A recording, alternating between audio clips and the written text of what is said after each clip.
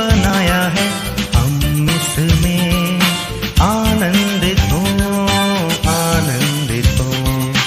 आज का दिन यहोवा ने बनाया है, हम इसमें आनंदित हो, आनंदित हो।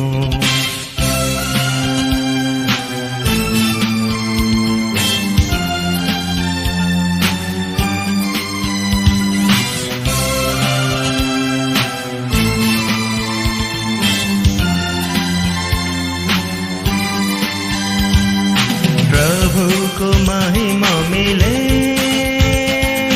चाहे हो मेरा अपमान। प्रभु को महिमा मिले, चाहे हो मेरा अपमान। वह बढ़े मैं घटूं, रहे इसी का ध्यान। वह बढ़े मैं घटूं, इसी का ध्यान। आज का दिन यहोवा ने बनाया है, हम इसमें आनंदित हो, आनंदित हो। आज का दिन यहोवा ने बनाया है, हम इसमें आनंदित हो, आनंदित हो।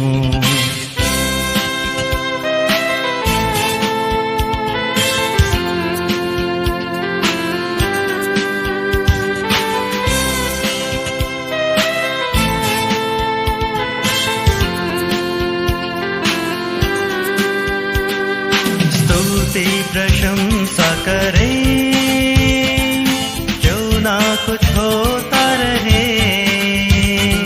स्तुति प्रशंसा करें, क्यों ना कुछ होता रहे।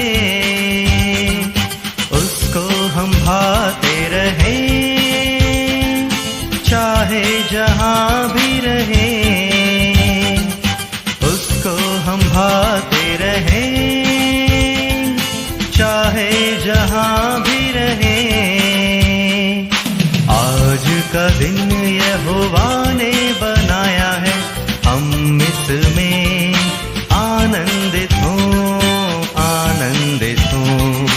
आज का दिन यहोवा ने बनाया है, हम इसमें आनंदित हो, आनंदित हो। आज का दिन यहोवा ने बनाया है, हम इसमें आनंदित हो, आनंदित हो।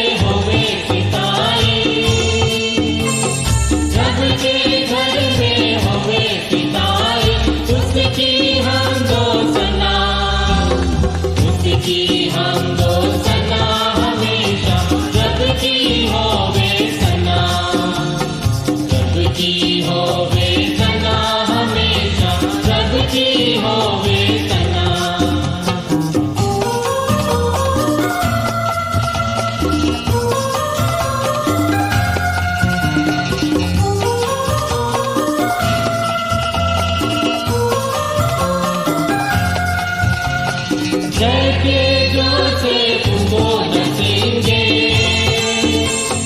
जय के जोशे तुमको नचेंगे। भरत बीन बजा, भरत बीन बजा, हमेशा सबकी होवे सना, सबकी होवे सना, हमेशा सबकी होवे सना।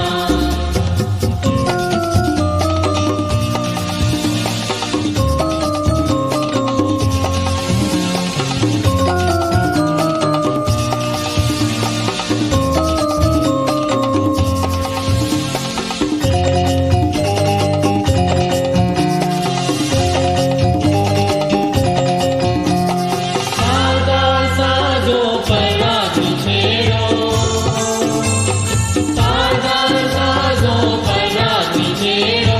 ढक और तबला बजा, ढक और तबला बजा, हमेशा सबकी होवे सना, सबकी होवे सना, हमेशा सबकी होवे सना।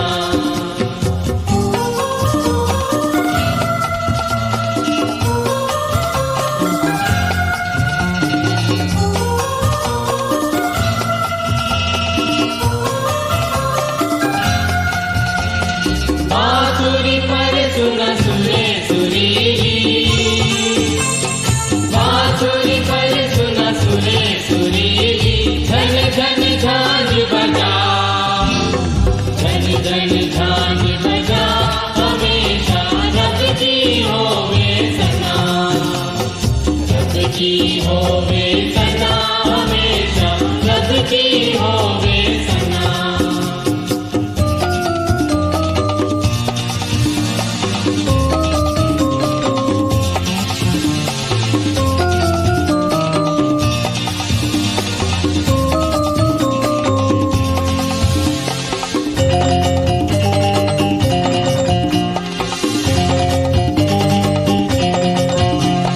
कामों में है वो कैसा ताज, कामों में है वो कैसा ताज। उसकी कुदरत बता, उसकी कुदरत बता, हमेशा सबकी होवे सना, सबकी होवे सना, हमेशा सबकी होवे सना।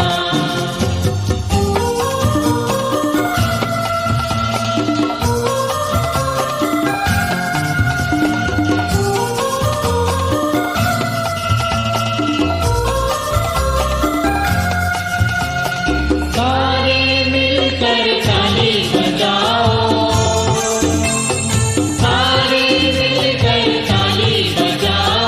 गाओ रब की सना, गाओ रब की सना, हमेशा सबकी होवे सना, सबकी होवे सना, हमेशा सबकी होवे सना।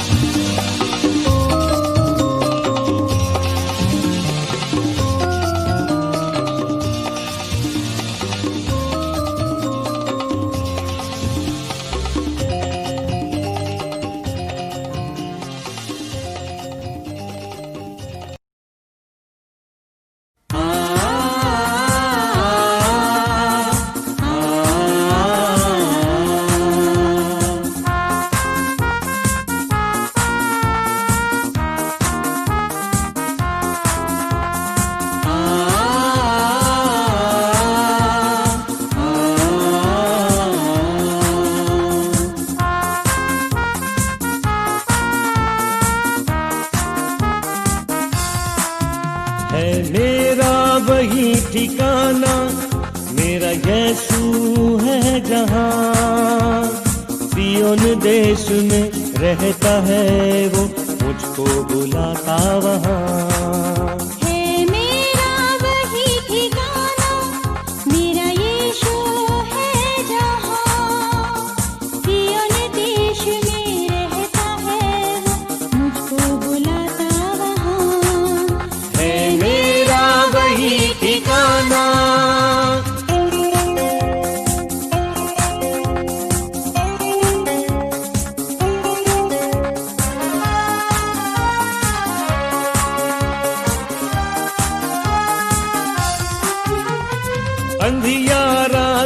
संसार है, यहाँ मिलता चैन कहाँ।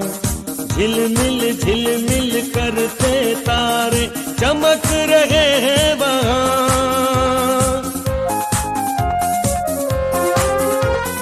अंधियारा संसार है, यहाँ मिलता चैन कहाँ। झिलमिल करते तारे चमक रहे हैं वहाँ। सब गाए प्रभु की स्तुति और गाए हालेलुया।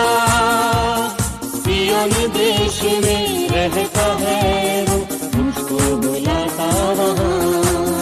है मेरा वही ठिकाना, मेरा यीशु है जहाँ। सिय्योन देश में रहता है वो, मुझको बुलाता वहाँ। है मेरा वही ठिकाना।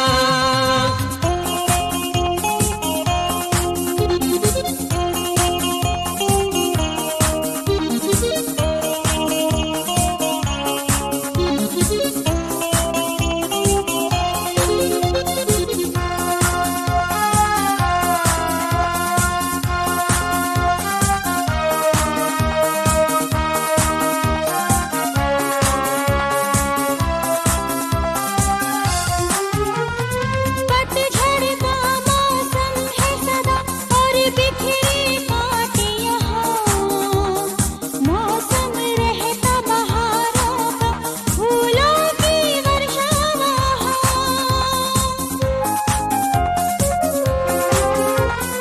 पतझड़ का मौसम है सदा और बिखरे कांटे यहाँ। मौसम रहता बहारों का, फूलों की वर्षा वहाँ। खुशबू वहाँ है प्यार की, है शांति कैसी वहाँ। सिय्योन देश में रहता है वो, मुझको बुलाता वहाँ। है मेरा वही ठिकाना, मेरा यीशु है जहाँ। सिय्योन देश में रहता है वो, मुझको बुलाता वहाँ। है मेरा वही ठिकाना।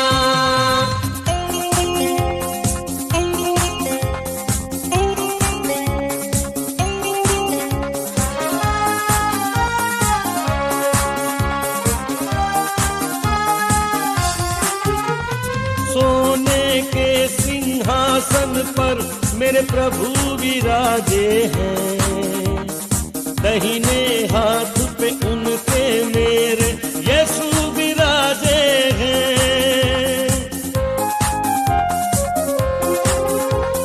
सोने के सिंहासन पर मेरे प्रभु विराजे हैं। दाहिने हाथ पे उनके मेरे यीशु विराजे हैं। स्वर्गदूतों और संतों की आवाजें हैं वहाँ। सिय्योन देश में रहता है वो, मुझको बुलाता वहाँ। है मेरा वही ठिकाना, मेरा यीशु है जहाँ। सिय्योन देश में रहता है वो, मुझको बुलाता वहाँ। सिय्योन देश में रहता है वो, मुझको बुलाता वहाँ। सिय्योन देश में रहता है वो, मुझको बुलाता वहाँ। Praise the lord, hallelujah. આપ સર્વને સાંજની પ્રેમી સલામ. સીએનઆઈ ગુજરાત ડાયસિસ દ્વારા પેન્ડેમિકના કારણે જે લોકડાઉન થયું અને ત્યારબાદ જે પરિસ્થિતિ સર્જાઈ છે એ પરિસ્થિતિની અંદર સતત આત્મિક ભોજન પીરસવામાં આવી રહ્યું છે અને તેની વ્યવસ્થા કરવામાં આવી છે. તેના માટે સીએનઆઈ ગુજરાત ડાયસિસનો આભાર માનીએ છીએ અને અભિનંદન પણ પાઠવીએ છીએ. આ સમગ્ર વ્યવસ્થાની અંદર માન્ય બિશપ સાહેબની આગેવાની રહી છે અને તેમના માટે તેમને પણ ખાસ અભિનંદન પાઠવીએ છીએ. પ્રભુનો આભાર માનું છું કે આજની આ બાઇબલ સ્ટડી લીડ કરવા માટેની તક એમણે આપી અને તેમના વચનો લાવવાને માટેની આ તક આપી તેના માટે પ્રભુનો આભાર માનું છું. માનનીય બિશપ સાહેબ અને CNI ગુજરાત ડાયસિસનો પણ પુષ્કળ આભાર માનું છું કે મારી પર વિશ્વાસ રાખીને આ તક અને આ જવાબદારી મને સોંપવામાં આવી છે. આવો આપણે આજની બાઇબલ સ્ટડીની શરૂઆત કરીએ અને પ્રભુ પાસે માંગણી કરીએ કે તેના પવિત્ર આત્માનું ડાપણ આપણને પ્રાપ્ત થાય, જેથી કરીને કે પ્રભુના વચનોનો જે મર્મ છે એ આપણે સમજી શકીએ. આવો આપણે પ્રાર્થનામાં નમીએ.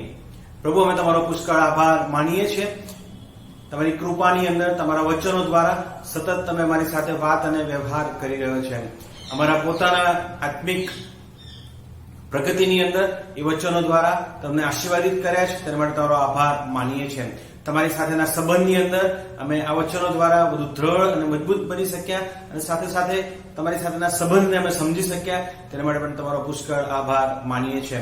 માનનીય બિશપ સાહેબ અને સમગ્ર ટીમની જે આગેવાની આ મુશ્કેલ સંજોગોની અંદર રહી તેના માટે પણ તમારો આભાર માનીએ છીએ. આજે જ્યારે અમે બાઇબલ સ્ટડીની શરૂઆત કરીએ, તમારા વચનોનો અભ્યાસ કરીએ, ત્યારે તમારા પવિત્ર આત્માથી અમને ભરપૂર કરો. તમારા પવિત્ર આત્માની સતત દોરવણી અમને પ્રાપ્ત થાય, જેથી કરીને કે તમારા વચનોનો મર્મો અમે સમજી શકીએ. તારના કૃષ્ણ માગીએ છીએ. આમીન. આજની જે બાઇબલ સ્ટડી છે આપણે લુકની લખેલી સુવાર્તા તેનો 7મો અધ્યાય અને 41 થી 43મી કલમની અંદર જે દ્રષ્ટાંત આપવામાં આવ્યું છે તેમાંથી આપણે અભ્યાસ કરવાના છે. આપ જાણો છો તે પ્રમાણે ગત દિવસો દરમિયાન આપણે વિવિધ દ્રષ્ટાંતો જે પ્રભુ ઈસુ ખ્રિસ્તે આપ્યા એ દ્રષ્ટાંતોનો અભ્યાસ આપણે કરી રહ્યા છે. અને આજનું જે દ્રષ્ટાંત છે એ લુકની લખેલી સુવાર્તા તેનો 7મો અધ્યાય 41મી કલમથી લઈને 43મી કલમમાં નોંધવામાં આવ્યું છે. હું તમારા માટે આ દ્રષ્ટાંત વાંચીશ. આજની બાઇબલ સ્ટડી છે, માટે તમારું બાઇબલ તમે અવશ્ય તમારી પાસે રાખશો. લુકની લખેલી સુવાર્તા તેનો 7મો અધ્યાય 41 થી 43મી કલમ. પ્રભુનું વચન આ પ્રમાણે જણાવે છે. ઈસુએ કહ્યું, એક લેણદાર ને 2 દેવાદાર હતા. એકને 500 દિનારનું દેવું અને બીજાને 50નું હતું. જ્યારે તેઓની પાસે વાળી આપવાનું કંઈ નહોતું ત્યારે તેણે બંનેને માફ કર્યું. તો તેના પર તેમાંનો કોણ વિશેષ પ્રેમ રાખશે? સિમોને ઉત્તર આપ્યો કે મને લાગે છે કે જેને તેણે વિશેષ માફ કર્યું તેણે કહ્યું તે વ્યાજબી નિર્ણય કર્યો. પ્રભુ તેના વચનો સમજવાના માટે આપણને કૃપા આપે. દ્રષ્ટાંતનો અભ્યાસ કરીએ તે અગાઉ કદાચ એક નાનકડો બનાવ હું તમને કહીશ. એક વાણંદ હતો અને આ જે વાણંદ હતો એ બીજાઓને નીચો પાડવામાં એને બહુ આનંદ આવતો હતો. એવી વાત કરે કે જેથી કરીને કે સામેવાળો એ શરમ અનુભવે અથવા તો એને કોઈ જાતનું એનામાં ઉત્તેજન ના રહે અને માટે એને બહુ મજા આવે કે સામેવાળાને કઈ રીતે હું નીચો પાડું. આ વાણંદના ત્યાં એક દિવસ એક ગ્રાહક આવ્યો અને એ ગ્રાહકને કીધું કે ભાઈ તું આ અઠવાડિયા દરમિયાન શું કરવાનો છે? ગ્રાહકે કીધું કે આ અઠવાડિયા દરમિયાન હું દિલ્હી જવાનો છું. પછી એને કહ્યું તું કેવી રીતે જવાનો છે? તો કે હું ફલાણી ફ્લાઇટમાં જવાનો છું. તો પેલા વાણંદે કીધું, અરે યાર એવી ફ્લાઇટમાં તો જવાતું હશે, એ તો સાવ બોગસ છે કે એનું તો ખાવાનું બોગસ આવે છે અને એના પ્લેન તો બહુ હલે છે ને મજા નથી આવતી, એ બહુ બોગસ ફ્લાઇટ છે, એમાં ના જવાય એમ. પછી એને વાળ કાપવાની શરૂઆત કરી. થોડી વાર થઈ અને પછી પ્રશ્ન કર્યો કે ભાઈ તમે ક્યાં રહેવાના છો?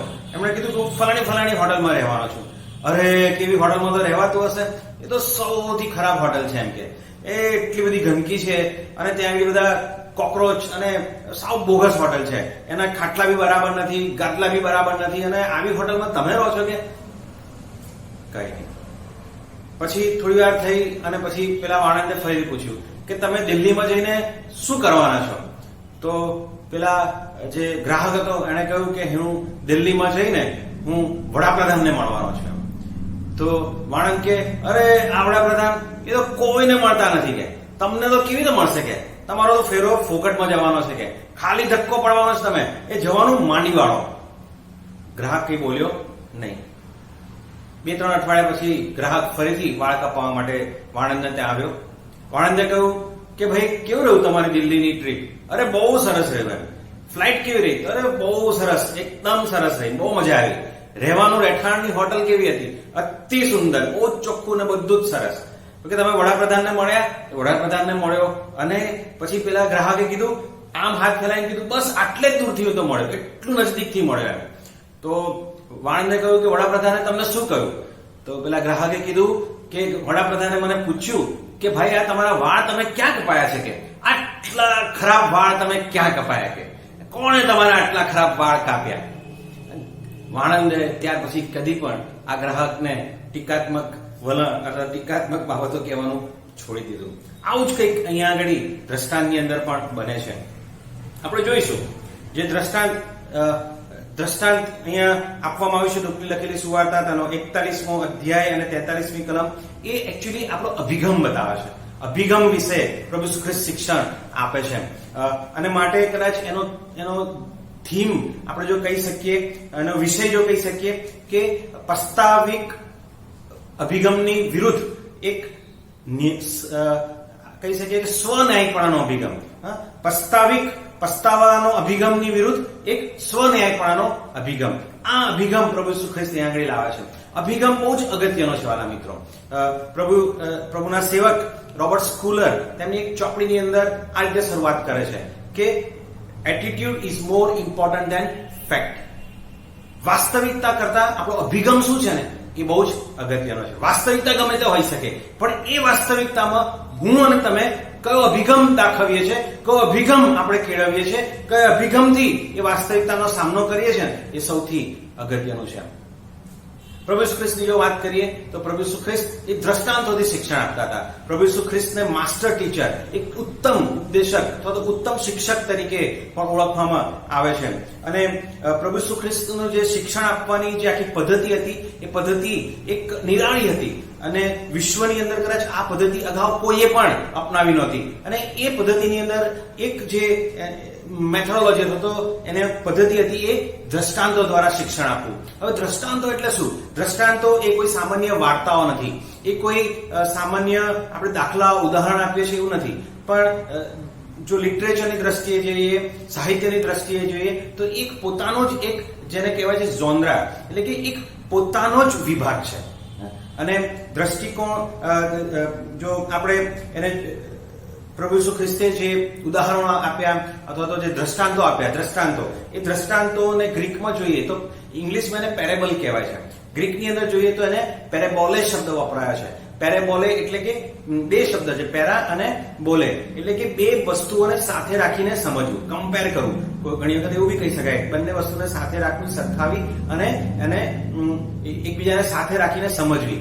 હવે પ્રભુ ઈસુ ખ્રિસ્ત જયારે આ કરતા હતા, દ્રષ્ટાંત આપતા હતા, ત્યારે એક એવી બાબત લોકોની સમક્ષ, વ્યક્તિઓને સમક્ષ લાવતા હતા કે જેની અંદર એ લોકો એ વિશે જાણતા હોય અને એ જે જાણતા હોય એ બાબતથી તેઓ એક નવો શિક્ષણ આપતા, એક નવો વિષય વિશેનું શિક્ષણ ત્યાં આપતા હતા. એટલે ઇંગ્લિશમાં કહી શકાય ફ્રોમ નોન ટુ અનનોન. જે વિશે જાણીએ છીએ તેમાંથી આપણે જે વિશે નથી જાણતા અથવા નવો વિષય ત્યાં પ્રભુ ખ્રિસ્ત શિક્ષણ આપતા હતા. અને સાથે સાથે સૌથી અગત્યની વસ્તુ કે દ્રષ્ટાંતો મેં કહ્યું એ પ્રમાણે એક ખાલી કોઈને હસી મજાક કરવા માટે કે જોક કહેવા માટે કે કોઈને લાઈટ વાતાવરણને થોડું હળવું કરવા માટે એને વાપરતા નતા, પણ એ દ્રષ્ટાંતના અંતે પ્રભુ ઈસુ ખ્રિસ્ત જે શિક્ષણ આપતા હતા તેમાં એ વ્યક્તિ નિર્ણય લેવાના માટે ત્યાં આગળ ઘણી વખત વિવશ થઈ જતો હતો અને વ્યક્તિગત ધોરણે નિર્ણય લેવાની વાત આવતી હતી. મોટા ભાગના દ્રષ્ટાંતો તમે જોશો તો એક પ્રભુ ઈસુ ખ્રિસ્ત એવી રીતે કહે છે કે જ્યારે વ્યક્તિગત રીતે વ્યક્તિ ત્યાં આગળ નિર્ણય લેવાના માટે ત્યાં આગળ વધે છે. જો આજનું દ્રષ્ટાંત જો જોઈએ તો 7મો અધ્યાય અને 36મી કલમથી આપણે એની શરૂઆત કરીએ તો ત્યાંથી શરૂઆત થાય છે. ત્યાં લખ્યું છે કે કોઈ એક ફરોશીએ પોતાની સાથે જમવાને માટે સારું તેને વિનંતી કરી અને ફરોશીના ઘરમાં જઈને તે જમવા બેઠો. કોઈ એક ફરોશી પ્રભુ ઈસુ ખ્રિસ્તને જમવાના માટે આમંત્રણ આપે છે. પ્રભુ ઈસુ ખ્રિસ્ત આમંત્રણ સ્વીકારે છે અને ત્યાં આગળ પછી લખ્યું છે કે ત્યાં જમવાના માટે બેઠો. હવે આ ફરોશી કોણ હતો? જો 43મી કલમમાં જોઈએ તો ત્યાં આગળ કદાચ એનું અગાઉ 36મી કલમમાં નામ નથી આપ્યું, પણ 43મી કલમમાં લખ્યું છે કે સિમોને ઉત્તર આપ્યો. એટલે આ ફરોશીનું નામ એ સિમોન હતું. અહીંયા આગળ ખાસ કાળજી રાખીએ કે આ સિમોન પિત્તર નથી, પ્રભુ ઈસુ ખ્રિસ્તનો શિષ્ય સિમોન પિત્તર નથી, પણ અહીંયા સિમોન ફરોશી છે. હવે જ્યારે પ્રભુ ઈસુ ખ્રિસ્ત આ આમંત્રણ સિમોન ફરોશીનું જ્યારે આમંત્રણ સ્વીકારે છે ત્યારે પ્રભુ ઈસુ ખ્રિસ્તનું જે સેવા કાર્ય હતું, પ્રભુ ઈસુ ખ્રિસ્તનો જે અભિગમ હતો એ ત્યાં આગળ આપણી સમક્ષ આવે છે. પ્રભુ ઈસુ ખ્રિસ્તનું જે સેવા કાર્ય હતું એ ઇંગ્લિશમાં કહી શકાય કે ઇન્ક્લુઝિવ હતું, સમાવેશલક્ષી હતું, બધાને સમાવેશ કરતા હતા. અને આ બાબત કેમ આપણે જણાઈ આવે છે? કારણ કે જો 7મો અધ્યાય અને તેની 33 અને 34મી કલમ જોઈએ તો ત્યાં શું લખ્યું છે? અગાઉની કલમમાં લખ્યું છે કે કેમ કે યોહાન બાપ્તિસ્મા રોટલી ખાતો કે દ્રાક્ષરસ પીતો આવ્યો નથી અને તમે તેને કહો છો કે ભૂત વળગ્યું. એટલે કે યોહાન એ બહુ ખાતો પીતો નતો, લોકોની સાથે બેસીને જમતો નતો અથવા તો કોઈને ત્યાં જતો નતો, તો લોકોએ કીધું કે આ તો યાર એકદમ ભૂત વળગેલા જેવો છે, કે ગેલો માણસ છે. 34મી કલમમાં જોઈએ તો લખ્યું છે માણસનો દીકરો, એટલે પ્રભુ ઈસુ ખ્રિસ્ત ખાતો પીતો આવ્યો અને તમે કહો છો કે જુઓ ખાઉતરો દારૂબાજ માણસ છે, દાણીઓનો તથા પાપીઓનો મિત્ર છે. તો પ્રભુ ઈસુ ખ્રિસ્ત એ લખ્યું છે એ પ્રમાણે કે દરેક વર્ગના લોકો અને સમાજ કે જેને પાપી ગણતો હતો, સમાજ કે જેને તરછોડી દેવા માંગતો હતો, સમાજ કે જેમણે સમાજથી અલગ કર્યા હતા, એ બધા લોકોની સાથે પણ પ્રભુ ઈસુ ખ્રિસ્ત ત્યાં આગળ મિત્રતા કેળવે છે. લખ્યું છે તે પાપીઓનો મિત્ર હતો. પાપીઓનો મિત્ર એટલે સમાજ જેને દુષ્ટ ગણતા હતા, સમાજ જેને દૂર કરેલા હતા, એ લોકોની સાથે પણ પ્રભુ ઈસુ ખ્રિસ્ત બેસીને ત્યાં આગળ જમતા હતા. અને એક જમવાનું કદાચ બહાનું હતું, જમવાનું ચોક્કસ એક બહાનું હતું, પણ પ્રભુ ખ્રિસ્ત ત્યાં આગળ પ્રભુનું વચન ત્યાં આગળ આપે છે. ઘણા બધા દાખલાઓ અત્યારે આપણે આપી શકીએ, અત્યારે જોતા નથી, પણ એક દાખલો કદાચ ઝાંખી દાણી, કે ઝાંખી દાણી અહીંયા બી લખ્યું છે કે દાણીઓની સાથે બેસે છે, એને ટીકા કરવામાં આવી હતી, પણ ઝાંખી દાણીને આપણે જોઈએ પ્રભુ ખ્રિસ્ત ઝાંખી દાણીને ત્યાં પણ જાય છે અને ત્યાં આગળ ઝાંખી દાણીનું બદલાણ થાય છે. એટલે પ્રભુ ઈસુ ખ્રિસ્ત એ આ જમવાનો જે કદાચ જે આમંત્રણ હતું તેનો સ્વીકાર કરીને એ વ્યક્તિની સાથે વાતચીત કરતા હતા. એવી જ રીતે હવે પ્રભુ ઈસુ ખ્રિસ્ત આ ફરોશી નું પણ આમંત્રણ સ્વીકારે છે. હવે જ્યારે ફરોશીનું આમંત્રણ સ્વીકારે છે ત્યારે એ પણ એક બહુ મહત્વની બાબત આપણને રજૂ કરે છે. કેમ? કારણ કે ફરોશીઓ એ પ્રભુ ઈસુ ખ્રિસ્તના ટીકાકાર હતા.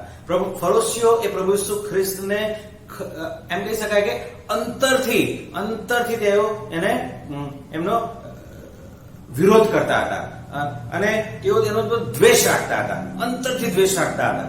પણ પ્રભુ ઈસુ ખ્રિસ્ત એ બધી જ કડવાશ ભૂલીને આ સિમોન ફરોશી નું જે આમંત્રણ હતું તેને સ્વીકારે છે અને લખ્યું છે એ પ્રમાણે ત્યાં આગળ જાય છે અને જમવાના માટે બેસે છે. જો કે એક બાબત છે કે આ સિમોન જ્યારે પ્રભુ ઈસુ ખ્રિસ્તને બોલાવે છે ત્યારે એ જેટલું માન પ્રભુ ઈસુ ખ્રિસ્તને આપવું જોઈએ, પ્રભુ ઈસુ ખ્રિસ્તનું જે રીતે ત્યાં આગળ સ્વાગત કરવું જોઈએ અને કદાચ આપણે કહીએ છીએ મહેમાનગતિ કરવી જોઈએ, એ યહૂદી લોકોનો જે રીત રિવાજ હતા, યહૂદી લોકોની જે પરંપરા હતી, યહૂદી લોકોની જે સામાજિક વ્યવસ્થા હતી અને જે પ્રકારે માન આપવું જોઈએ કે મહેમાનગતિ કરવી જોઈએ ત્યાં આગળ કરતો નથી. જોઈએ આપણે 7મો અધ્યાય અને 44મી કલમ અને કદાચ બીજો ભાગ, ત્યાં આગળ પ્રભુ ઈસુ ખ્રિસ્ત પોતે કહે છે કે હું તારે ઘેર આવ્યો ત્યારે મારા પગ ધોવાને સારું તે મને પાણી આપ્યું નહીં. આ વ્યવસ્થા હતી કે જયારે કોઈ મહેમાન આપણા ઘરે આવે ત્યારે સૌથી પહેલા એક કામ કરવામાં આવતું હતું કે એના પગ ધોવાને માટે પાણી આપવામાં આવે. એ જે પ્રદેશ હતો એ ધૂળિયો પ્રદેશ હતો, સૂકો પ્રદેશ હતો અને માટે ચાલીને આવ્યા હોય, એ જમાનામાં તો કઈ કાર્સ હતી નહીં, અને ચાલીને આવ્યા હોય, પગ ગંદા થયા હોય તો કે પગ ધોવાના માટે ત્યાં પાણી આપવામાં આવતું હતું. પછી ત્યાં લખ્યું છે કે તે મને ચુંબન કર્યું નહીં. આ પણ એક યહૂદી રીત રસમ હતી કે જયારે કોઈ ખાસ મહેમાન આવે ત્યારે ગાલ અડાડીને તેમને ચુંબન કરીને એ રીતે તેમનું સ્વાગત કરવું. એમાં પ્રેમ, ઉત્કંઠા ત્યાં બતાવશે કે છે કે તે તો આ પણ કર્યું નહીં, કોઈ પણ પછી કર્યું તે મારા માથે તેલ ચોળ્યું નહીં, તે મારા માથે તેલ ચોળ્યું નહીં. એ જે મહેમાન આવે તો એ મહેમાનનું સ્વાગત કરવાના માટે અને ખાસ કરીને કોઈ ખાસ મહેમાન હોય, વિશેષ મહેમાન હોય, તે વિશેષ મહેમાનનું આ રીતે સ્વાગત કરવામાં આવતું હતું કે તેલ ચોળવામાં આવે માથા પર. એક સામાજિક વ્યવસ્થા હતી, એ પ્રેક્ટિકલ વ્યવહારું પણ હતું. કદાચ એટલું ચાલીને આવ્યા હોય અને પરસેવો કદાચ થયો હોય તો એ બધું દૂર કરવાના માટે, ગંધ દૂર કરવાના માટે એ અત્તર ચોળવામાં આવતું હતું. પ્રભુ ઈસુ ખ્રિસ્ત સિમોનને યાદ દેવડાવે છે તો આ કશું જ કર્યું નહીં. હવે પ્રશ્ન કદાચ આપણને એ થાય કે તો પછી સિમોને બોલાવ્યા કેમ? જે પ્રભુને માન આપવા નતો માંગતો, પ્રભુ ઈસુ ખ્રિસ્તનું સ્વાગત કરવા નતો માંગતો, તો એને બોલાવ્યા કેમ? હવે કદાચ એવું હોઈ શકે કે સિમોન પ્રભુ ઈસુ ખ્રિસ્ત ની જે પ્રભુ ઈસુ ખ્રિસ્ત બહુ જ લોકો એમની પાછળ જતા હતા અને એ બહુ પોપ્યુલર હતા. હવે એને થયું હશે કે આ તો એક બહુ મોટો માણસ છે અને જો મારે મારા ઘરે આવે તો એ એનાથી મારું માન વધશે, સમાજની અંદર મારું માન વધશે, અને માટે કદાચ તેણે પ્રભુ ઈસુ ખ્રિસ્તને એ કોઈ બીજા હેતુસર ત્યાં આગળ બોલાવ્યા હોઈ શકે છે. આપણે કદાચ એમાં બહુ જતા નથી, પણ એને પ્રભુ ઈસુ ખ્રિસ્તને બોલાવ્યા. પ્રભુ ઈસુ ખ્રિસ્ત જો કે એમણે માન આપ્યું નહીં. હવે જો 37મી કલમમાં લખીએ જોઈએ તો ત્યાં આગળ શું થાય છે? પ્રભુ ઈસુ ખ્રિસ્ત ત્યાં આગળ જમવા માટે બેસે છે, અને ત્યાં આગળ 37મી કલમમાં લખ્યું છે તો ત્યાં એક બનાવ બને છે. અને શું થાય છે કે ત્યારે જુઓ, એ શહેરની એક પાપી સ્ત્રી હતી. તેણે જ્યારે જાણ્યું કે ફરોશીના ઘરમાં તે એટલે ઈસુ જમવા બેઠો છે, ત્યારે અત્તરની સંગેમરમરની એક ડબ્બી લાવી. ત્યાં આગળ એક સ્ત્રી આવે છે. પ્રભુ ઈસુ ખ્રિસ્ત બેઠા હતા, ત્યાં આગળ એક સ્ત્રી આવે છે, અને એ સ્ત્રી વિશે લખ્યું છે કે તે શહેરની એક પાપી સ્ત્રી હતી. મોટાભાગના અભ્યાસીઓ માને છે કે આ દેહ વેપારમાં જોડાયેલી સ્ત્રી હતી, દેહ વેપારમાં જોડાયેલી સ્ત્રી હતી. અને આજની તારીખની અંદર પણ અને એ સમયની અંદર પણ આવા પ્રકારના વેપારની અંદર, આવા પ્રકારના કાર્યની અંદર જોડાયેલા લોકોને એ પાપી તો ગણવામાં આવે છે, પણ એ સમાજ એમાંથી દૂર રહેતો હતો, બહુ પાસે આવવા દેતા નહોતા. અને માટે આ સ્ત્રી ત્યાં આગળ આવે છે ત્યારે એક ખરેખર એક મોટો બનાવ કહી શકાય, કંઈક અજુગતું બન્યું એવું પણ કહી શકાય, એવું ત્યાં આગળ બને છે. હવે જો કદાચ એક બીજી બાબત આપણે નોંધી લઈએ કે એ સમયની અંદર જ્યારે કોઈ મોટા મહેમાન ઘરે આવ્યા હોય, અને ખાસ કરીને કોઈ ધાર્મિક આગેવાન ઘરની અંદર આવ્યા હોય, ત્યારે એ જે લોકોને આમંત્રણ નથી આપવામાં આવ્યું એ લોકો પણ ત્યાં આગળ આવી શકતા હતા. અને જે વરંડો હોય અથવા તો એ જે આપણું આંગણું હોય, એ આંગણાની બહાર રહીને એ લોકો આખી બનાવ જોઈ શકતા હતા કે કેવી રીતે ત્યાં આમંત્રિત મહેમાન એ જમી રહ્યા છે, કેવી રીતે આગળ બીજા બધા લોકો પણ એમની સાથે વાત અને વ્યવહાર કરી રહ્યા છે. અને માટે કદાચ એવું માનવામાં આવે છે, મોટાભાગના અભ્યાસોને એવું કેવું છે કે માટે આ સ્ત્રી પણ ત્યાં આગળ આવે છે. પણ જયારે એ સ્ત્રી આવે છે ત્યારે ત્યાં આગળ કદાચ સન્નાટો છવાઈ ગયો હશે. જો આપણે આપણી કલ્પના શક્તિને દોડાવીએ તો ત્યાં આગળ જે સંગીત વાગતું હશે બંધ થઈ ગયું હશે. જે નોકર ચાકરો એ બધાને પીરસી રહ્યા હશે ભોજન, એ પોતાની જગ્યા ઉપર આમ ઉભા રહી ગયા હશે. જે કદાચ બીજા જે મહેમાનો હતા એ પણ પોતે જે પણ કાર્ય કરતા એ કાર્ય ને બંધ કરીને હવે એ ફક્ત સ્ત્રીની સામે જોઈ રહ્યા છે, પ્રભુ ઈસુ ખ્રિસ્તની સામે જોઈ રહ્યા છે. ત્યાં હાજર જેટલા પણ બીજા બધા લોકો હતા એ બધા લોકો પણ ત્યાં આગળ એ હવે એમનું આખું જે ફોકસ હતું, એમનો જે એ બધાની આંખો હવે પ્રભુ ઈસુ ખ્રિસ્ત અને પેલી સ્ત્રી પર હતી. ખાસ કરીને પેલી સ્ત્રી પર કે હવે સ્ત્રી શું કરે છે. બધા સ્તબ્ધ થઈ ગયા છે કે આ સ્ત્રી અહીંયા આગળ આ પ્રસંગની અંદર. અને પછી કદાચ એ લોકો પ્રભુ ઈસુ ખ્રિસ્તની તરફ જોતા હશે કે હવે પ્રભુ ઈસુ ખ્રિસ્ત ત્યાં આગળ શું કરશે. પિન ડ્રોપ સાયલન્સ એટલે કે ટાંકણી પડે તો પણ અવાજ આવે એવો સન્નાટો ત્યાં આગળ વ્યાપી ગયો હશે. એક વાત આપણે અહીંયા જોઈ લઈએ કે જ્યારે આ સ્ત્રી, એનું નામ નથી લખવામાં આવ્યું, આ સ્ત્રીનું નામ શું હતું એ લખવામાં આવ્યું નથી. કદાચ એ સ્ત્રી એટલી બધી ન ગણી હશે, અને આપણે એવું માનીએ છીએ કે આ પત્રનું કોઈ મહત્વ નથી, નોન ઇમ્પોર્ટન્ટ, કોઈ મહત્વ વગરનું છે, અને માટે એનું નામ પણ ત્યાં આગળ લખવામાં આવ્યું નથી. એ બતાવે છે કે એ સમાજની અંદર, એ પરિસ્થિતિની અંદર એ સ્ત્રી કેટલી અસ્વીકાર્ય હતી, અને માટે કદાચ એનું નામ લખવામાં આવ્યું નથી. એવી સ્ત્રી ત્યાં આગળ આવે છે. એ માટે ખાસ ધ્યાન રાખીએ કે આ જે આખો બનાવ છે એને આપણે બીજા બે આવા બનાવો બન્યા છે એની સાથે આપણે કદાચ જોડી ના દઈએ. ખાસ કરીને યોહાનની લખેલી સુવાર્તા તેનો 12મો અધ્યાય 1 થી 8 કલમમાં મરિયમ વિશે વાત કરવાની છે. બીજી કે મરિયમ, બેથાનિયાની મરિયમ, કે એણે પણ પ્રભુના પગ ધોયા હતા. એ જ પ્રમાણે માર્કની લખેલી સુવાર્તા 16મો અધ્યાય અને 9મી કલમ, અને લુકની લખેલી સુવાર્તા તેનો 8મો અધ્યાય અને બીજી કલમની અંદર ત્યાં આગળ મરિયમ માગદાલેનની વાત કરવામાં આવી છે. એટલે આ ત્રણેય બનાવો અલગ અલગ છે, એને એક જ આપણે કન્ફ્યુઝ ના કરીએ એ પણ આપણે ખાસ ધ્યાન રાખીએ. જો આપણે જોવું હોય તો યોહાનની લખેલી સુવાર્તા તેનો 12મો અધ્યાય અને 1 થી 8 કલમની અંદર જે બનાવ લખવામાં આવ્યું છે કે પાસ્ખા પર્વના 6 દાડા અગાઉ ઈસુ બેથાનિયામાં આવ્યો. લાજરસ તેને ઈસુએ મરી ગયેલામાંથી ઉઠાડ્યો હતો.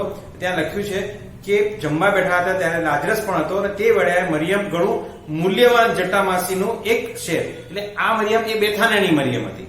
બરાબર. એ જ પ્રમાણે જો માર્કની લખેલી સુવાર્તા તેનો 16મો અધ્યાય 9મી કલમની અંદર જોઈએ તો માર્ક 16 અને 9મી કલમ ત્યાં આગળ લખ્યું હતું અઠવાડિયાના પહેલા દાડે પ્રભાતે પાછા ઉઠીને મગદલાની મરિયમ જેનાથી તેણે 7 ભૂતો કાઢ્યા હતા તેને પેલો દેખાયો અને પછી ત્યાં આગળ એટલે આ મરિયમ ની સાથે પણ આપણે એને જોડીએ નહીં, એ ખાસ ધ્યાન રાખીએ કે આ અલગ અલગ 3 વ્યક્તિઓ છે.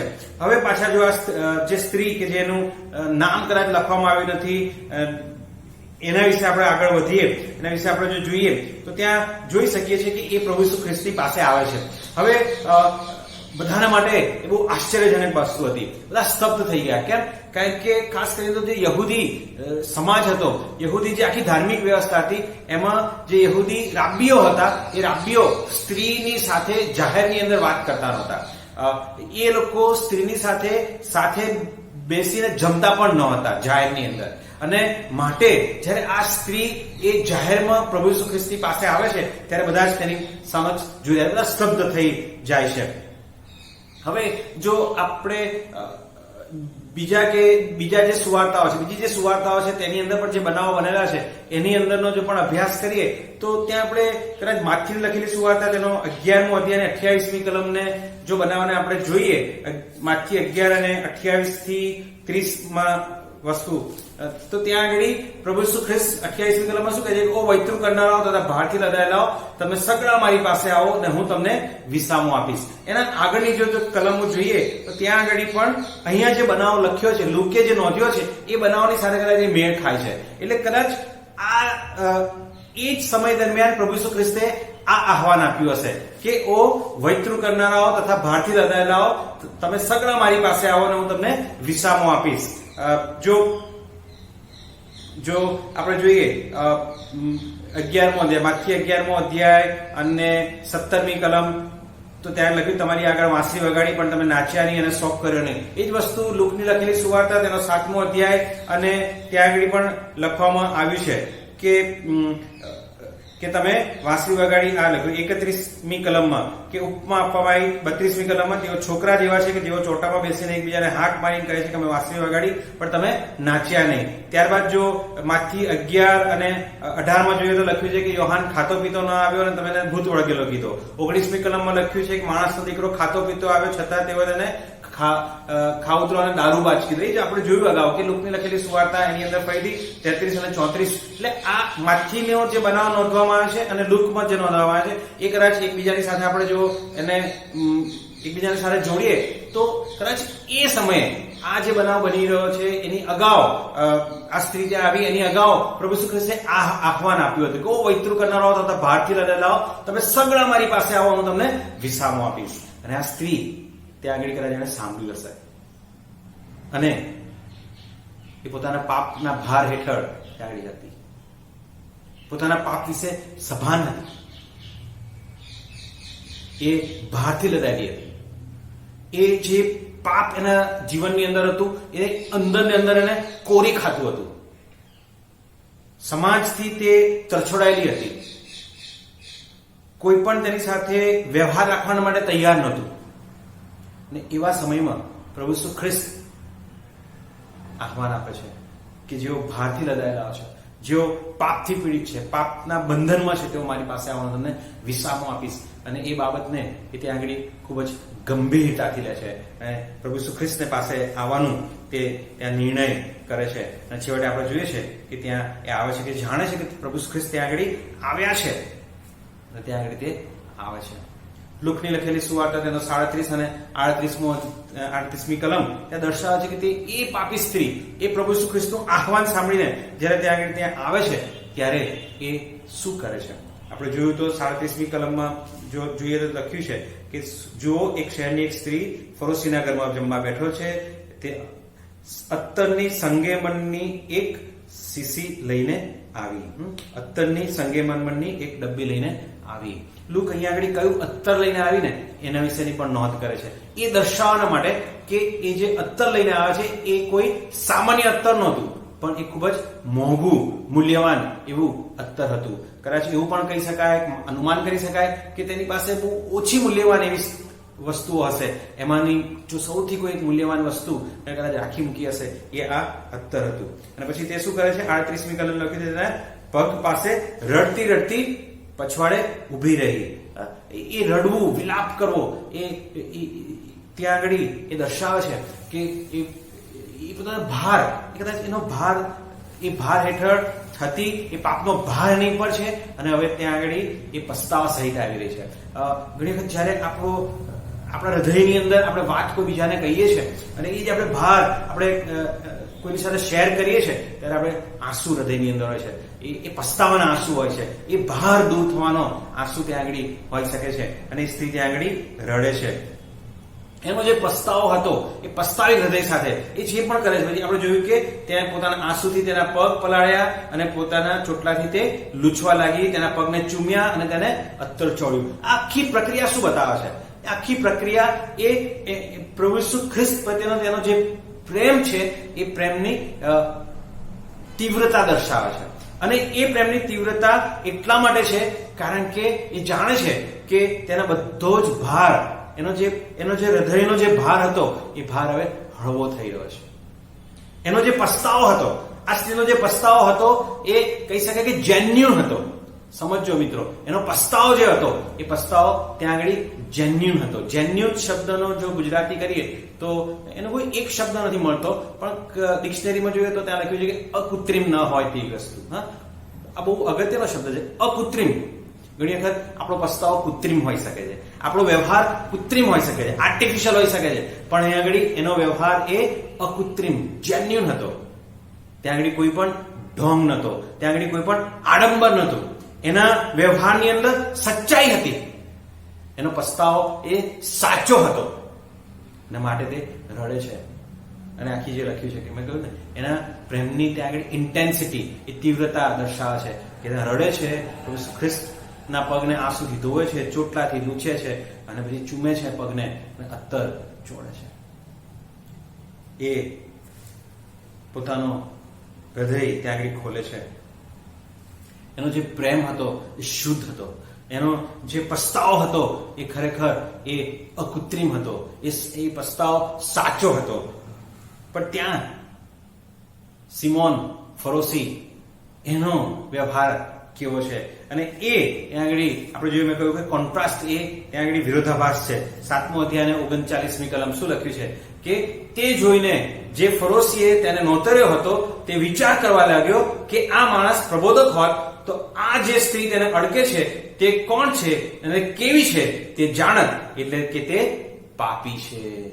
યસ, એનો જે સ્વન્યાયીપણું જે અહીંયા સિમોન એનાથી પીડાતો હતો ત્યાં આગળ આવી જાય છે. એનો જે અભિગમ આપણે શરૂઆતમાં જોયું કે આપણે આપનો થીમ, આપણો વિષય શું હોઈ શકીએ કે પસ્તાવાનો અભિગમ ની સામે સ્વન્યાયપણાનો અભિગમ. સ્વન્યાયપણાનો અભિગમ જે સિમોન ફરોશીના જીવનમાં, વિચારોમાં હતો એ આગળ પ્રતિબિંબિત થાય છે.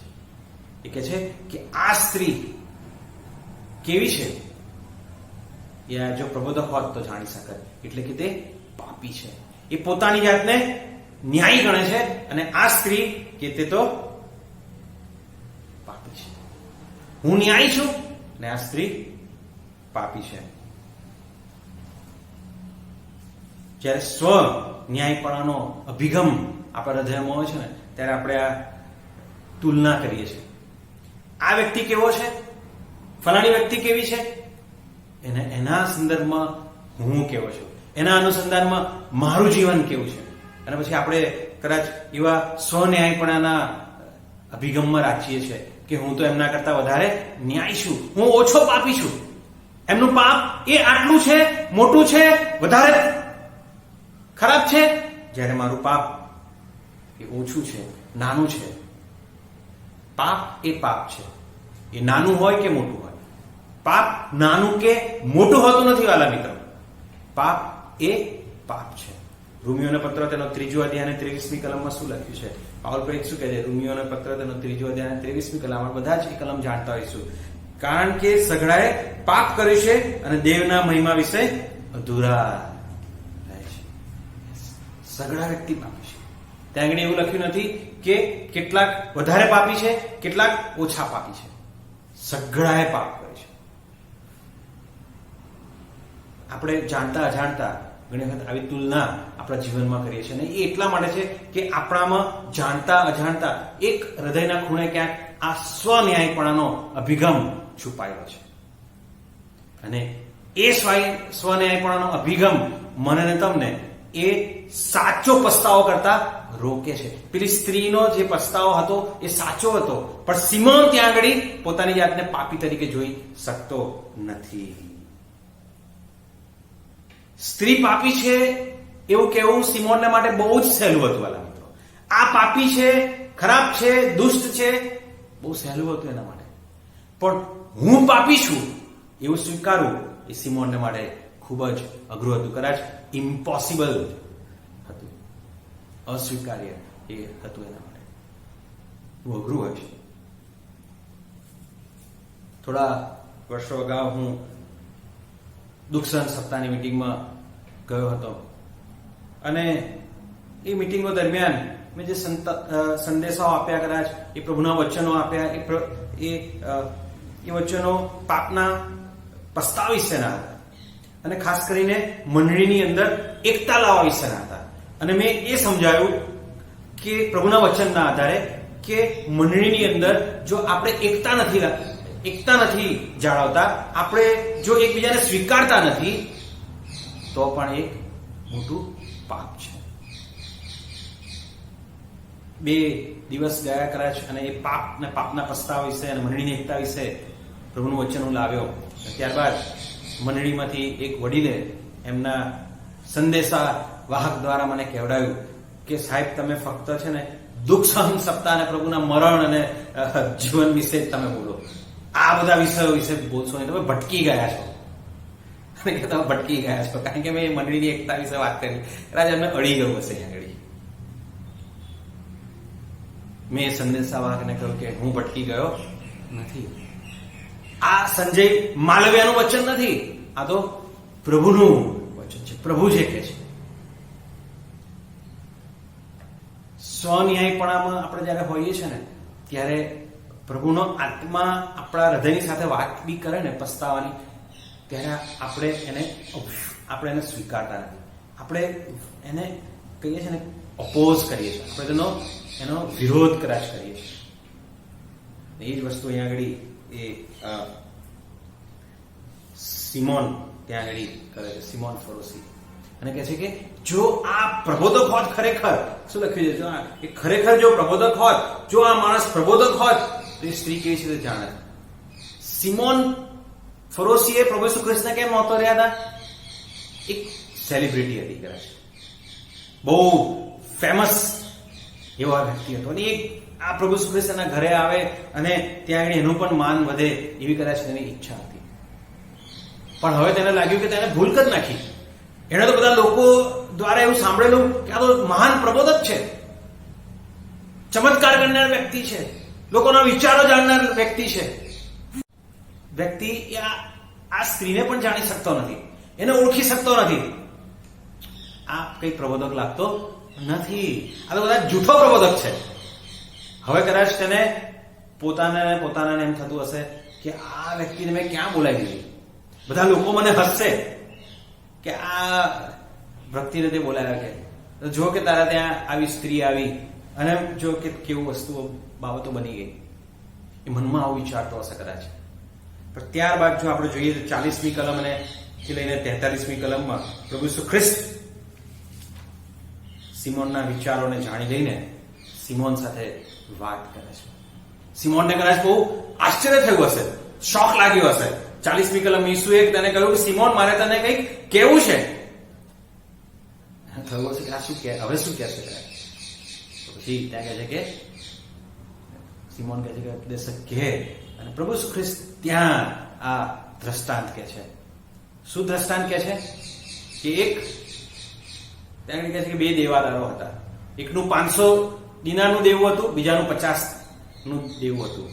અને પછી બંને પાછું દેવું આવી શકે એવું નતું. જો લખ્યું છે કે ત્યાં આગળ અને તેઓની પાસે વાળી આપવા માટે કંઈ નહોતું, વાળી આપી શકે તેમ નહોતું.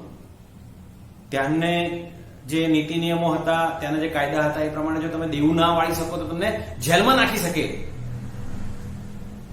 અને હવે એ જે વ્યક્તિ બંને જે દેવાદાર હતા અને જેમની માટે તેમનું દેવું હતું એ વ્યક્તિ તેમને બોલાવે છે અને કહે છે કે હું તમારા દેવાને માફ કરું છું.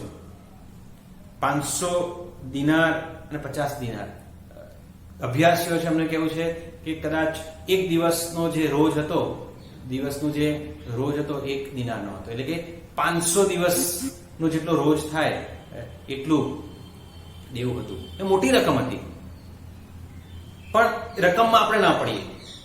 પ્રભુ ઈસુ ખ્રિસ્ત એ રકમ અહીંયા આગળ એટલા માટે કહે છે કારણ કે ત્યાં આગળ એ તીવ્રતા બતાવવા માંગે છે, એ દેવાની તીવ્રતા બતાવવા માંગે છે કે કેટલું દેવું હતું, કેટલું મોટું દેવું હતું. ત્યાં પ્રભુ ઈસુ ખ્રિસ્ત દ્રષ્ટાંત આપે છે કે એ દેવો માફ કરવામાં આવ્યું. પછી પ્રભુ ઈસુ ખ્રિસ્ત ત્યાં આગળ એક ધારદાર સવાલ સિમોનને કહે છે કે સિમોનને કહે છે કે તો તેમાંથી એ 2 દેવાદારોમાંથી જે માલિકે તેમનું દેવું માફ કર્યું તેની પર કોણ વધારે પ્રેમ રાખશે? અને સિમોન ત્યાં આગળ 43મી કલમની અંદર ઉત્તર આપે છે કે જેનું વધારે દેવું માફ કર્યું તે તેની પર વધારે પ્રેમ રાખશે. પ્રભુ કહે છે કે તે ઠીક વ્યાજબી ઉત્તર આપ્યું. પ્રભુ ઈસુ ખ્રિસ્ત આના દ્વારા સિમોન પિત્તર ને પોતાના પાપ વિશે ભાન કરાવડાવે છે. કેટલું મોટું પાપ છે એના વિશે પ્રભુ વાત કરતા નથી. સમજો, કેટલું મોટું પાપ કર્યું છે એ સ્ત્રીએ, કેટલું નાનું કદાચ પાપ કર્યું છે સિમોનની દ્રષ્ટિએ કદાચ એ વિચાર હતો, એના પર પ્રભુ ભાર આપતા નથી, પણ પાપની સભાનતા વિશે પ્રભુ ભાર આપે છે. કહે છે કે સિમોનને પોતાના પાપની સભાનતા કરાવડાવે છે. આપણે જોયું ને અગાઉ કે એ સિમોનને માટે પેલી સ્ત્રી પાપી છે એવું કેવું સહેલું હતું, પણ હું પાપી છું એવું કેવું અશક્ય જેવું હતું. પ્રભુ તેને સભાનતામાં લાવે છે કે સિમોન, તું પણ એટલો જ દેવાદાર છે, તું પણ એટલો જ પાપી છે. પ્રભુ ઈસુ ખ્રિસ્ત ત્યાં આગળ તેની આધ્યાત્મિક અંધાપો હતો ને, અંધાપાને ઉજાગર કરે છે કે તું આધ્યાત્મિક રીતે આંધળો છે. પ્રભુ ઈસુ ખ્રિસ્ત એ માથીની અંદર દાખલો આપતા કહે છે કે આંધળો આંધળાને દોરે તો શું કરશે? ખાડામાં પડશે. સિમોન એ તો ફરોશી હતો, યહૂદી આગેવાન હતો, નામાંકિત કદાચ હતો, પૈસાદાર પણ હતો, વગદાર હતો. એનું જે ઘર હતું એ ઘરને જો કદાચ જોઈએ ઘણા બધા લોકો આવી શકે, મોટું ઘર હશે, પૈસાદાર વગદાર એવો વ્યક્તિ હશે. એવું કહે છે કે તું સમાજને દોરનાર વ્યક્તિ છે, પણ તું આધ્યાત્મિક રીતે આંધળો છે. આધ્યાત્મિક રીતે આંધળું હોવું એ વધારે જોખમકારક છે પ્રભુની દ્રષ્ટિમાં. કારણ કે આપણે પોતે તો આંધળા હોઈએ જ, પણ આપણે બીજાઓને પણ પછી એ જ રીતે ખાડામાં લઈ જઈએ. ઈસુ ખ્રિસ્ત એ રીતે સિમોનનો જે પ્રેમ હતો એ જે કૃત્રિમ પ્રેમ હતો, અને જે પાપી સ્ત્રી જેનું નામ અજાણ્યું છે તેનો જે પ્રેમ હતો એ પ્રેમ એ શુદ્ધ સાચો પ્રેમ હતો. એ બંને વચ્ચે તફાવત ત્યાં આગળ આવે છે, કોન્ટ્રાસ્ટ ત્યાં આગળ રજૂ કરે છે. જે વધારે દેવાદાર હતો પ્રભુ પર કદાચ વધારે, માલિક પર વધારે પ્રેમ કરે છે. સભાનતા, પોતાના પાપની સભાનતા, પોતાનો પાપનો જે ભાર છે તેની સભાનતા તેને પ્રભુ પર વધારે પ્રેમ કરવા માટે પ્રેરણા આપે છે. સિમોન હજી પણ સ્વન્યાયપણામાં પાછળ હતો. કદાચ એ ઈશ્વર સાથેના સંબંધને એટલી ગંભીરતાથી લેતો નથી. છેલ્લી બાબત કદાચ 7મો અધ્યાય અને 50મી કલમમાં, 44 થી 46મી કલમની વચ્ચે આપણે જોઈએ, 7મો અધ્યાય અને 44 થી 46મી કલમ વચ્ચે તો પ્રભુ ઈસુ ખ્રિસ્ત ત્યાં આગળ સ્ત્રીની સાથેનો જે વાર્તાલાપ 46, 47, 48 અને 39 સુધીનો, પ્રભુ ઈસુ ખ્રિસ્ત એકચ્યુઅલી ત્યાં આગળ સ્ત્રીને કહે છે કે તારા પાપ માફ થયા છે, તારા પાપ માફ થયા છે. 50મી કલમમાં જો જોઈએ તો તેણે તે સ્ત્રીને કહ્યું કે તારા વિશ્વાસે તને બચાવી છે અને શાંતિથી જા. ઈશ્વર વિદ્યાનો ખૂબ જ મહત્વનો મુદ્દો અહીંયા આગળ રહેલો છે. આપણો જે ખ્રિસ્તી વિશ્વાસ છે, આપણો જે ખ્રિસ્તી આપણું જે જીવન છે એનો પાયાની સમજણ આ 50મી કલમમાં છે. પ્રભુ શ્રી શું કહે છે કે તારા વિશ્વાસે તને બચાવી છે, તારી કરણીઓએ નહીં. તે જે મને કર્યું તેના માટે હું તારા પાપ માફ કરતો નથી, પણ તારો જે વિશ્વાસ છે કે પ્રભુ મારા પાપ માફ કરી શકે છે, તારો જે પસ્તાવો છે એ પસ્તાવાને કારણે તારા પાપ માફ થયા છે. એફેસીઓને પત્ર તેનો 2 અધ્યાય અને 9મી કલમમાં શું લખ્યું છે?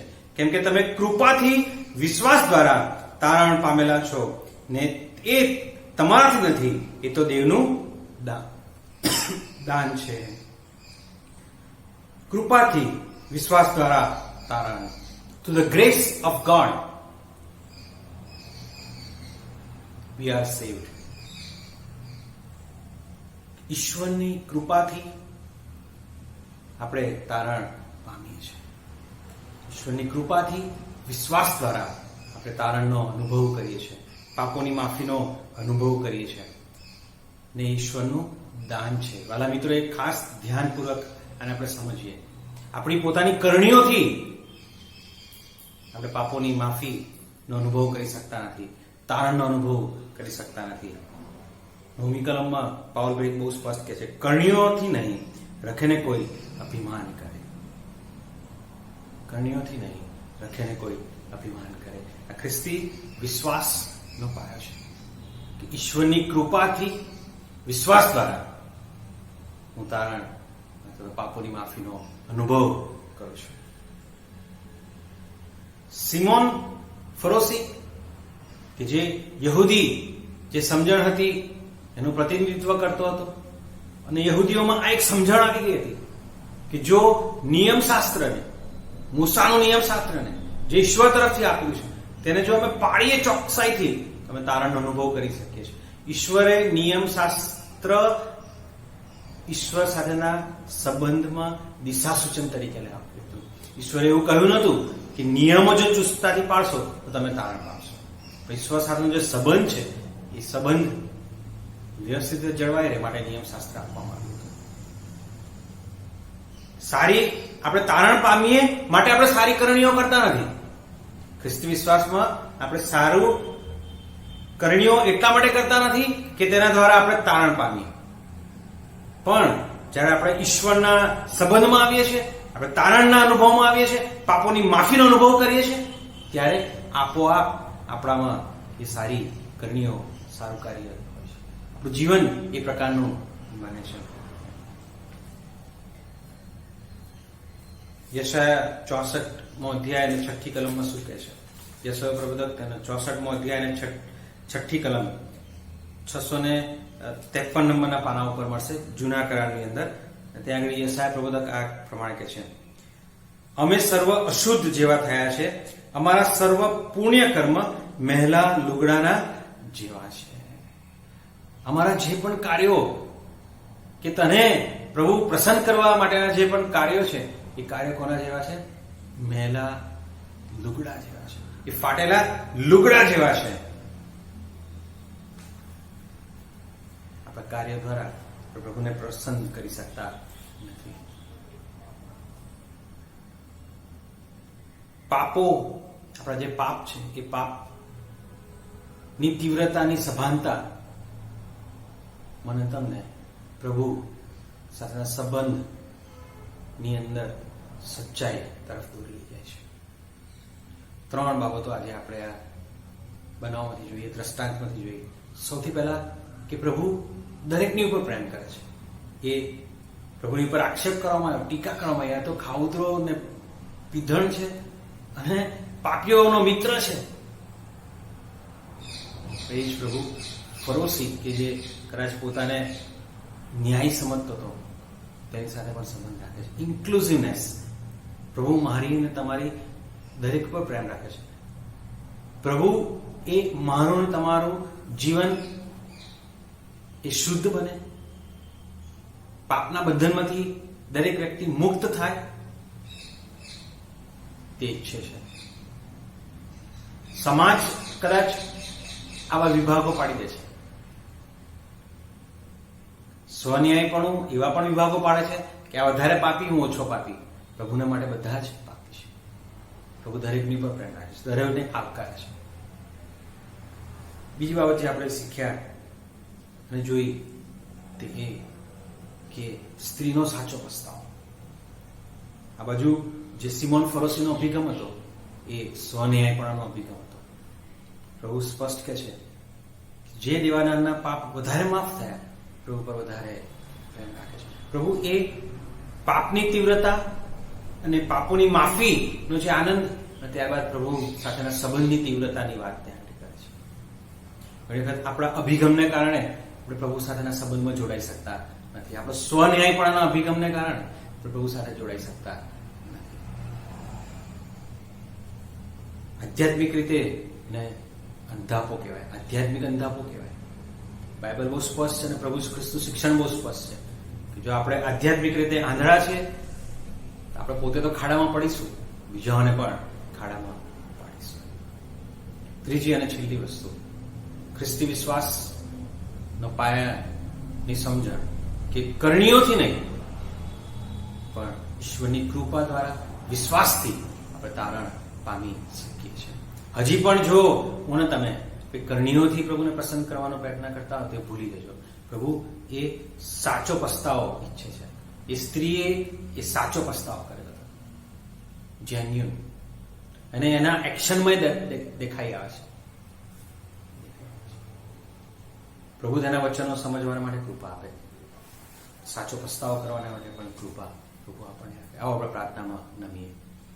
પ્રભુ અમે તમારી પાસે આવીએ છીએ, આભાર માનીએ છીએ તમારા વચનો માટે. તમારા વચનો સાથે આજે તમે આ સંધ્યાકાળે અમારી સાથે વાત કરી છે. પ્રભુ જો અમારો અભિગમ એ સિમોન ફરોસીના જેવો સ્વન્યાયપણાનો છે, તમને માફ કરજો. પ્રભુ એ ન્યાયના દિવસે અમારે પોતે વ્યક્તિગત રીતે અમારા પાપોને માટે જવાબ આપવાનો છે. ઘણી વખત અમે બીજાઓની સાથે અમારી તુલના કરીએ છીએ. પ્રભુ એમનો ન્યાય તમે કરનાર છો. સાચો પસ્તાવો કરવા માટે તમે કૃપા આપો. અમારો તમારા પરનો પ્રેમ એ કૃત્રિમ ન હોય, એ આર્ટિફિશિયલ ન હોય, એ ઢોંગી ન હોય, એ કેવળ બતાવવા ખાતરનો પ્રેમ ન હોય, પણ એ સાચો પ્રેમ હોય માટેની કૃપા તમે આપો. એ સ્ત્રીના પસ્તાવાને સમજવા માટે કૃપા આપો. સ્ત્રીનો તમારા પ્રત્યેનો જે પ્રેમ હતો એ પ્રેમની ગહનતા અને તીવ્રતા સમજવા માટેની કૃપા તમને આપો. અને એ જ તીવ્રતા, એ જ તમારા પરની પ્રેમની તીવ્રતા અમારા પ્રેમમાં હોય એવું થવા દેજો. તારના પ્રભુ કૃષ્ણના માગીએ છીએ. આમેન.